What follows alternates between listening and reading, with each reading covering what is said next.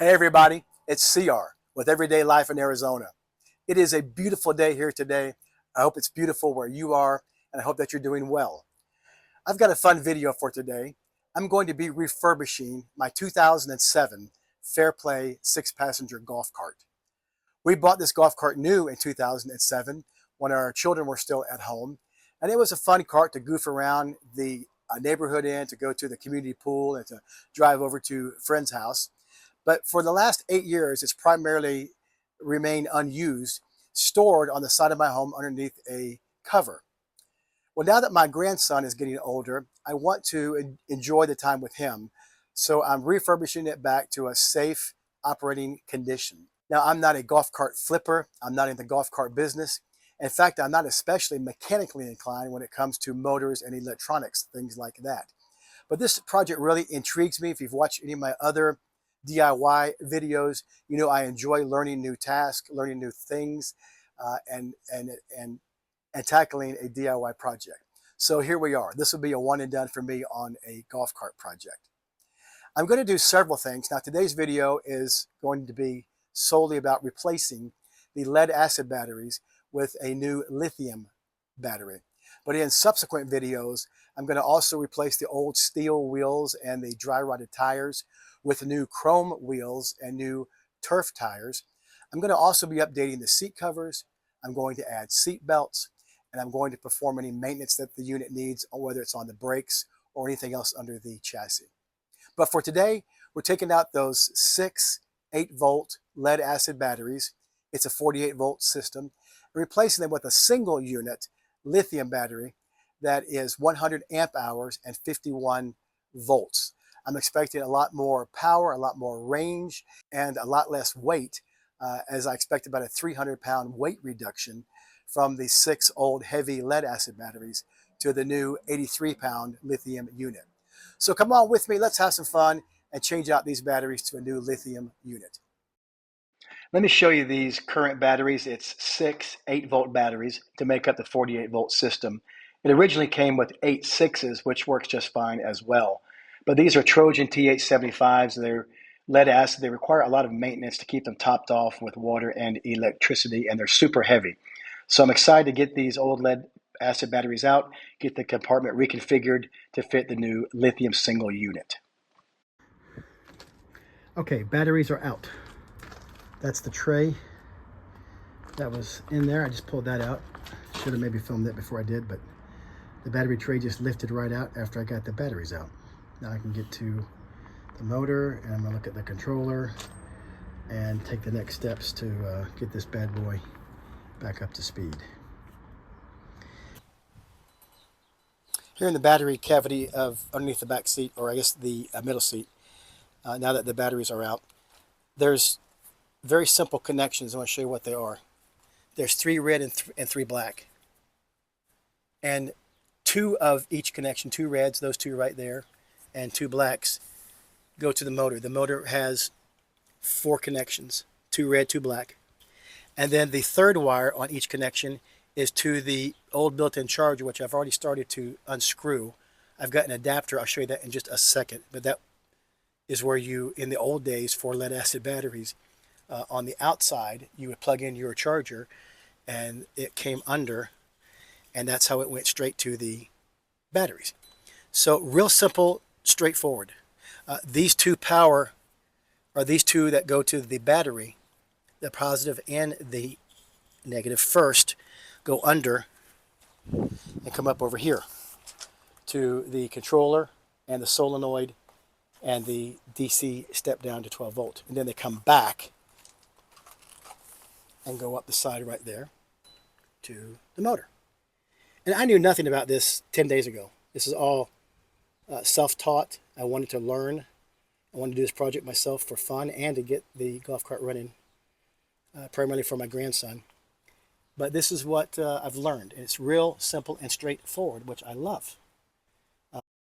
The next step is I'm going to cut out those red and white leads from the charger import on the other side I just showed you, because you don't need them to charge the new lithium battery. They're not compatible, and there's a different charger that comes with it. So next I'm going to measure the battery and compare it. I want to mount it on the right there in that front compartment to keep the weight forward.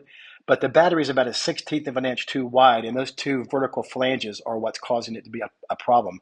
Otherwise, it'll fit within that frame. So I'm going to take my cutoff wheel angle grinder, cut those out, and the new battery should fit perfectly in that right cavity. I just got my DC house lithium battery delivered a few minutes ago, and I unpacked it. Very nice packaging, by the way, nice thick styrofoam. I'm really pleased to see that. It looks great. No issues. It was packed inside a box and then in a box. This came separately. It is the 48-volt charger. I'll get into that in just a minute. But so far, so good. I'm pleased with the packaging and the condition of the battery upon delivery. I just hooked up the battery charger. Pretty simple. Took it out of the box, plugged it in. I connected the red first, and then the very second I touched the black and was tightening it up. The charger came on by itself. You can hear the fan running. So that's super easy. I just got through setting the app up as well. I'll talk about that next. But I didn't put the boots on it yet. I'll do that when I mount it in the cart. But right now it is charging.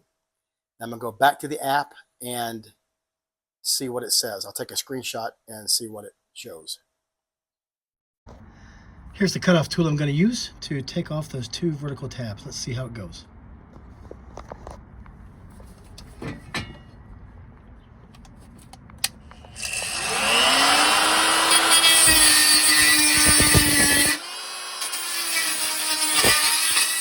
Here we are after I used my cutoff tool to grind down those vertical posts that were right there. I thought they may fall out the bottom, but I took a picture from underneath. They actually have a spot weld on the bottom to hold them in place, which is good. That's another, I think, quality mark of the construction. So I just grounded them down smooth to the base. It's the first time I've ever used a cutoff wheel, so I want to encourage you, if you've never done something, it's okay to try. This is a $35 tool plus $5 for the blades at Harbor Freight. I've seen them used on TV, just had never used one, and it's very cool, very easy. Just be careful, just wear eye protection and take your time. And now I'm going to put the tray back in there and see how it fits, the plastic tray. Here's a shot with the tray installed. Fits great because that's where it came from. But now I need to cut off these two plastic pieces right here. They were there to accommodate those posts I just cut off. I'm going to do that and show you what that looks like. I cut out the rubber inserts using the cutoff tool. I figured if it cut metal, it would cut plastic, and it was easy, like butter. And so I trimmed those off. Now those vertical posts are gone, and those corresponding indents from the rubber tray, and it's installed. So I've got that nice metal tray and then the nice inner liner. Now I'm going to get the new battery and see how it fits. I cannot believe how well this worked out. Look at that. It's like somewhere somebody planned this, and maybe the engineers over the years did, but that new lithium battery fits exactly in the width. See how I cut those out? And that from that middle border to the outer border of the plastic tray is a little bit of gap on the sides, and that's okay. I still, at this moment, need to figure out how I'm going to secure it down. I know as a last ditch resort, I saw one picture where somebody used a ratchet strap. I want to do something a little more permanent than that, but I'll figure that out. I did thoughtfully put the battery post on this side because that's where my leads are. So that was one decision that I made. Now I'm going to take a minute and figure out where I want to mount the battery charger. I went and got the charger, and I'm just placing it around different areas before I make a decision. There's plenty of cable for the charging end, and there's plenty of cable to plug it in. I don't think this is going to work because it doesn't fit. Get my hand out of the way. Because of the two cables, it's not, I'm not sure you can tell the depth perspective from the picture. It's not sitting flat on that bottom plate. So I'm going to either need to put it maybe in that compartment, which I don't really want to do that. I want to keep that open for storage. I may put something underneath this charger to fill that gap down there in between the two vertical rails, and that way then I can screw this down to that. I do want to mount it. I don't want it to lay loose. So I've got holes down there in the plate, so I may put a piece of pressure treated wood down there to make it flush with the height of the rails. That'll sit on top. Hopefully you can see. Sorry for my bad camera work. I'll put it right there, and I could snake this guy under and around nice and neat back over there. Here's the adapter I bought. I'll lay it right there. Super simple. It's got many applications I've learned. This is all about learning. This is used on RVs and boats and many applications. It's just a plug right there, which this guy is going to go into right there. And then I'm going to mount this from the outside. So what you have left, gosh, I'm sorry for the bad camera work. I need to hire a camera person.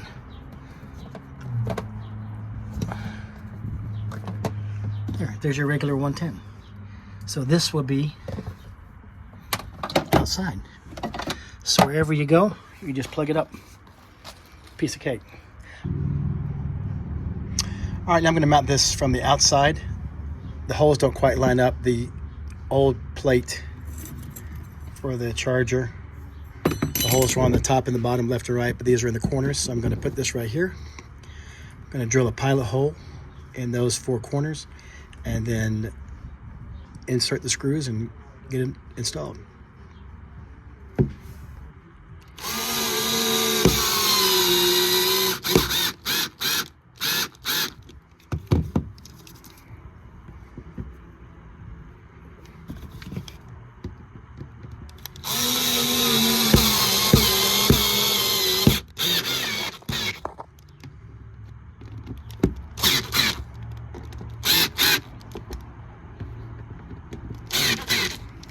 Here we go, nice tight weatherproof seal and a new charging port for the new lithium system. Luck was with me today. I found a few pieces of these 2x4s already cut up from a prior project that I had. So those are already cut that length. It's kind of weird how they fit perfectly. But I drilled holes in them and used the holes that were already in the bottom of the metal plate, used a bolt and a nut underneath, so I secured those 2 blocks of wood, and from the side you can tell they're just the right height. Now I'll take some screws and screw that charger right down to those wooden blocks, and I'll be good to go. I found some wood screws. I put one in that corner and one caddy corner in that corner, right down to the wood. So easy. And then I took a zip tie and cleaned up the cords to keep them nice and straight, and a zip tie there, and a zip tie over there. My friends, I think that is completely it. I'm going to try to zoom out and show you the whole thing one time. The battery's in. I did clean underneath the battery before I installed it in the tray. But the battery and the charger, everything's great. It works. I'm not ready to drive it yet. You're going to have to come back and tune in, because in about 2 or 3 days, I'm replacing these old wheels and dry rotted tires with nice new chrome wheels and beautiful new 205/50/10 tires. But that's it. Here's a shot from this side. Everything looks great. I have tested it, by the way. I did put power to it, and it's great. I can't wait to get the new wheels on it and then do the rest of the things I mentioned earlier. Hey, thanks everybody so much for staying till the end. I hope this was helpful to you. Hope it was fun to follow along. And I'll catch you on the next video when I put the wheels and tires on.